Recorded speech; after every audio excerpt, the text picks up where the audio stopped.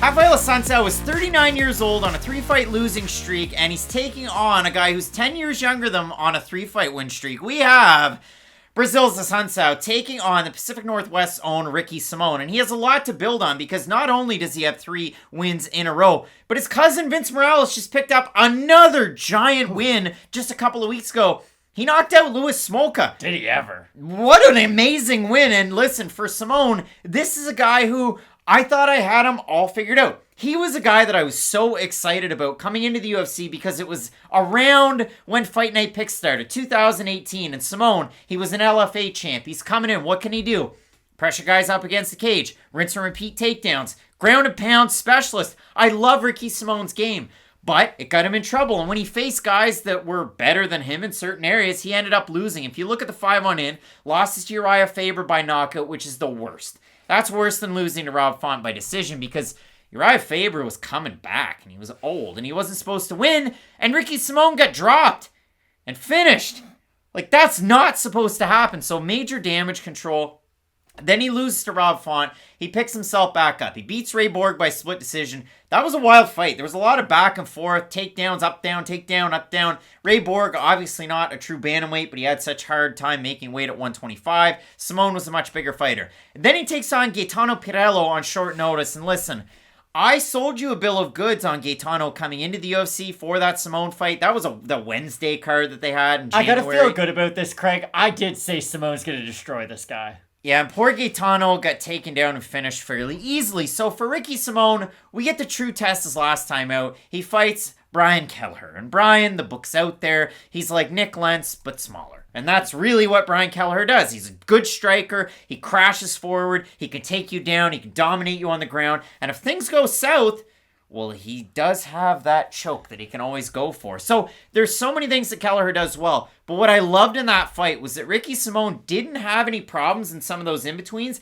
And he proved to me that he's a much better striker than we had ever seen before. He looked good in that fight. I just think he's a much more confident striker. I think it was always within Ricky Simón, but it almost took time for it to catch up to his wrestling and then for him to feel comfortable enough to really show that in the cage. But I agree, against Kelleher, he was using his boxing and his striking in an intelligent way. He wasn't going all in with it. He was kind of cognizant of, hey, against a guy like Kelleher, I could eat that one big shot, end up guillotined in the first 30 seconds, and that happens when you fight Brian Kelleher. This is what I will say about Simón and his last opponent that I really liked setting him up for this fight. It was one of those weird instances where you fought somebody who, oddly enough, is like a lesser version than the guy you're about to fight. Because I agree with everything you said about Kelleher. He's got good wrestling, he's got great boxing, he's got underrated power on the feet, and when push comes to shove, he's got submissions, albeit his are much more defensive.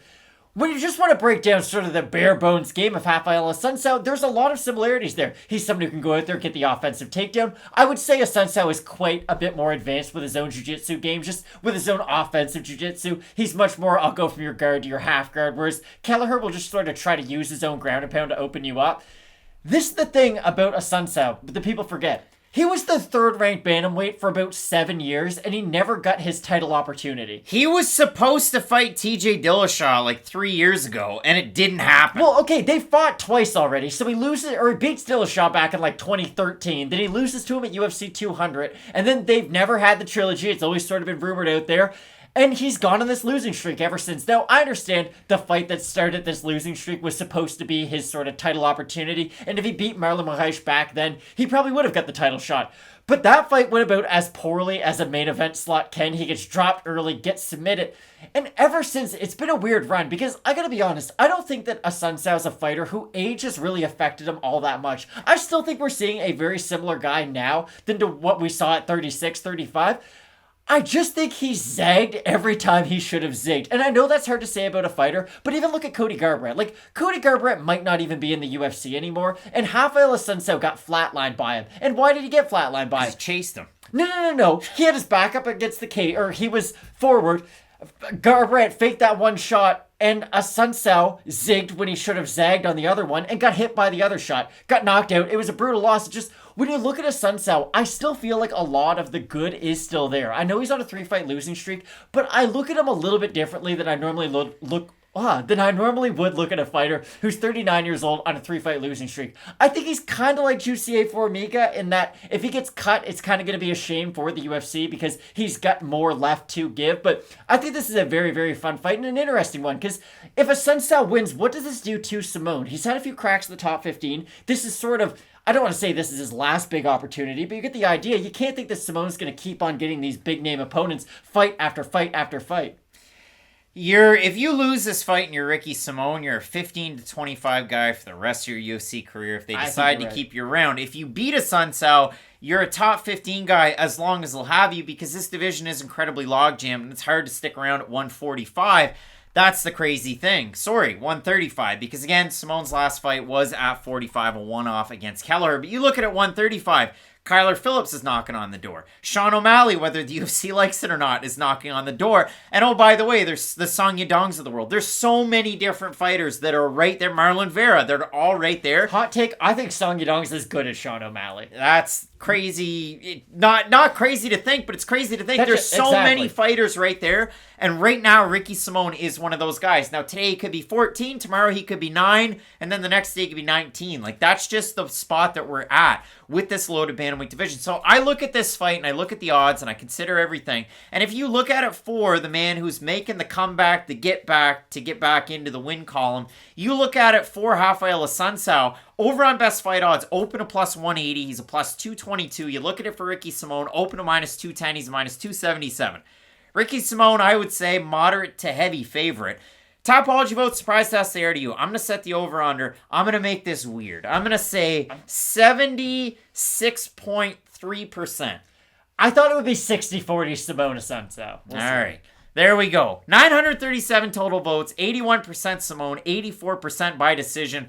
For the 19% that have Assuncao, 68% have him to win by decision. Now, Bill that's holding the cards behind us has to do a better job. For you to see these Tapology votes that we have behind closed doors that we lie to everybody about when we're on the show. No, I'm kidding. Matt's just been bad at guessing today.